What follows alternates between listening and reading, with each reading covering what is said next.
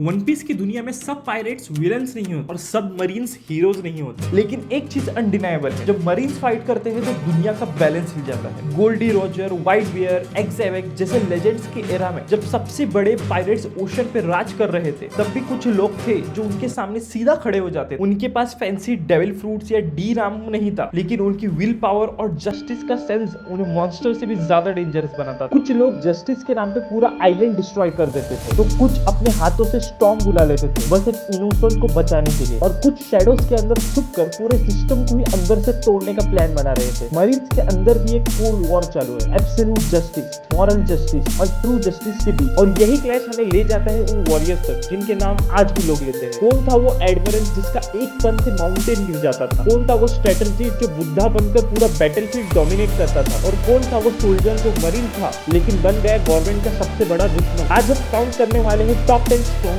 Marine officer in One Piece history, उनके peak form में, उनकी पावर्स, उनकी पास्ट फाइट्स, उनका प्रेजेंट रोल और सबसे इंपॉर्टेंट उनकी future positioning in the final war. और बिलीव मी, जब आप नंबर 1 तक पहुंचोगे आपका पूरा पर्सपेक्टिव चेंज हो जाएगा कि जस्टिस एक्चुअली होता क्या है। तो सीट बेल्ट बांध लो क्योंकि अब शुरू हो रहा है एक ऐसा काउंटडाउन जहां हर नाम एक धमाका है और हर एंट्री एक कहानी। नंबर 10 पर आता है वर्गो। वर्गो सिर्फ एक मरीन नहीं था, वो मरीन्स का सिंबल था, डिसिप्लिन, लॉयल्टी और अनब्रेकेबल कॉम्बैट प्रेजेंस। लेकिन अंदर से he was a Donquixote pirate. वो फुल बॉडी ऑर्नामेंट हाकी मास्टर था, इतना इंटेंस कि उसके स्ट्राइक्स लॉ जैसे सर्जन का स्वॉर्ड भी थरथराया था। पंख हजार पर उसका फाइट लॉ के साथ ब्रूटल था, और सांजी के साथ उसका टू टू टू क्लैश एक रिमाइंडर था कि वो किसी भी वाइस एडमिरल से ऊपर के लेवल का था। लेकिन उसका सबसे बड़ा स्ट्रेंथ था उसकी इन्फिल्ट्रेशन। उसने सिस्टम के अंदर रहकर वर्ल्ड गवर्नमेंट को ही मैनिपुलेट किया। वर्गो मर चुका है, लेकिन उसकी स्टोरी एक वार्निंग है कि not all devils were pirate flag. कुछ तो नेवी का भी बैच पहनकर छुपा होता है। नंबर 9 पर आता है रोक्यूग्यू ग्रीन बुल। रोक्यूग्यू यानी एडमिरल ग्रीन बुल एक ऐसा एडमिरल है जो 3 साल तक बिना खाए जिंदा रहा। उसके पास है मोरी मोरी नोमी, प्लांट फ्रूट। जंगल बन जाता है उसके कमांड पे, और उसकी रूट्स दुश्मनों को ड्रेन कर लेती है like leches from hello. वानो arc में जब वो आया, उसने किंग और क्वीन को सिंगल हैंडेडली डस्ट में मिला दिया, जिसे लूफी की गियरफाई के बाद फैंस ने लाइटली लिया। लेकिन ट्रुथ ये है, उसकी destructive capability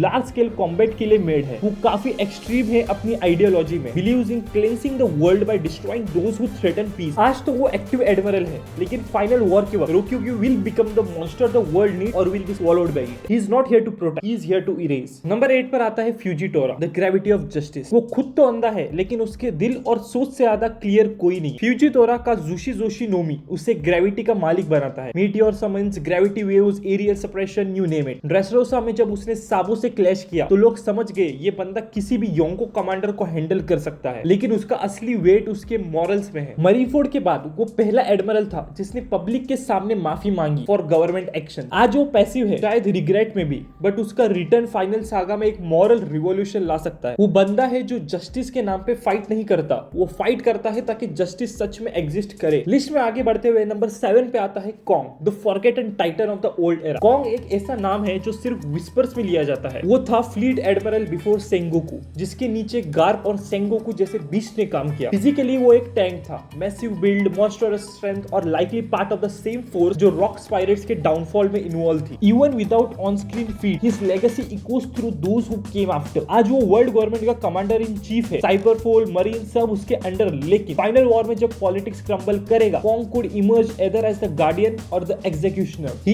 is the silent storm, और जब भी वो बोलेगा पूरा सिस्टम हिलेगा। नंबर 6 पर आता है Borsalino Kizaru, the speed of light and the man of delay. Kizaru एक ऐसा एडमिरल जो हमेशा लेजी लगता है, लेकिन जब चलता है ना तो स्पीड ऑफ लाइट से चलता है। पिका पिका नोमी का यूजर, उसके किक्स में लिटरल लाइट स्पीड की वेलोसिटी होती है। एक मूव में वो पूरा बैटलफील्ड ट्रैवर्स कर सकता है, और दूसरे मूवमेंट में डिस्ट्रक्टिव लेजर बीम्स फायर कर सकता है जो सब कुछ वेपराइज कर देती है। साबाओडी आर्कियोलॉजी पे उसने वर्ल्ड जनरेशन को जैसे टॉयज की तरह तोड़ दिया। उरोजी, ड्रेक, ओपू, हॉकिंस सबको एक एक करके फ्लैटन कर दिया। और जब रीली ने उसके स्पीड को रोका तब समझ आया किजारू कोई जोक नहीं है, he is a monster held back only by order. Marineford में उसने व्हाइट बेल्ट पायरेट्स के सबसे aggressive commanders Marco, Vista, Jozu सबको कॉन्स्टेंटली प्रेशर में रखा बिना थके। और जब सेंटोमारो और पैसाफिस्टा को लीड कर रहा था तब क्लियरली दिखा कि किजारू इंटायर आर्मी की इक्विवेलेंट है। प्रेजेंट में वो एक हेड आइलैंड आर्क का वाइल्ड कार्ड बना हुआ है। वेगापंक के अगेंस्ट जाने के बाद उसकी लॉयल्टी पे सवाल उठने लगे हैं। उसका फाइट लूफी के साथ जहां गियरफाई तक पुल आउट हुआ,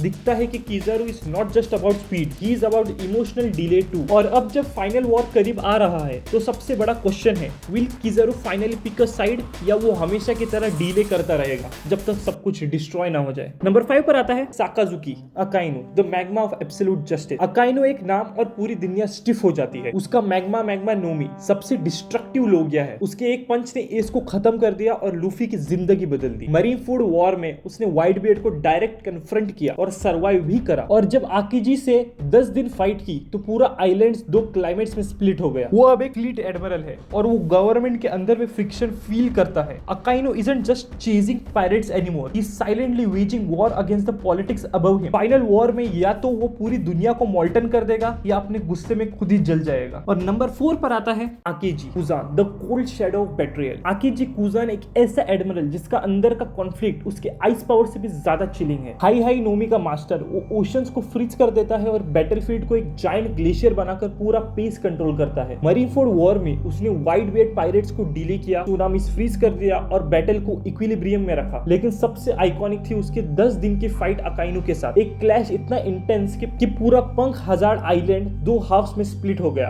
एक बर्निंग हेल और एक फ्रोजन वेस्टलैंड। हर एडमिरल के अंदर जस्टिस होता है। कुजान का जस्टिस है free thinking and individual morality. वो डिसएग्री करता है अकाइनो के मेथड से, इसलिए छोड़ दिया मरीन्स को। अब वो ब्लैक बियर्ड पायरेट्स के साथ है या मे बी उनके against working in deep cover. Present में वो सबसे बड़ा वाइल्ड कार्ड है और फाइनल वॉर के वक्त आकीजी का डिसीजन ही डिसाइड करेगा कि बैलेंस किधर शिफ्ट करेगा। Will stay in the shadows और shatter the world with his storm of ice. और टॉप 3 की शुरुआत करते हुए नंबर 3 पर आता है Sengoku, the Buddha who held it all together. Sengoku एक नाम जिसके सामने स्ट्रेटेजिस्ट अब हो सकता है वो बने उनका लास्ट सेज। नंबर 2 पर आता है Monkey D Garp, the fist that defied the pirate king. Garp एक ऐसा नाम जो रॉजर के बराबर में बोला जाता है और सबसे बड़ा shock, no devil fruit, just raw fist and unstoppable haki. उसका एक पंच से माउंटेन्स गिर जाते थे और वो रॉजर को रिपीटेडली कॉर्नर करता था। मरीन 4 में जब एस मरा उसका गुस्सा इरप्ट होने को था। अगर सेंगोकू उसे ना रोके अकाइनो शायद मर चुका होता। और रिसेंट हाचिनोसु इन्वेशन में गार्प ने ब्लैकबियर्ड पायरेट्स के पूरे HQ पे सोलो अटैक किया, शिरयू,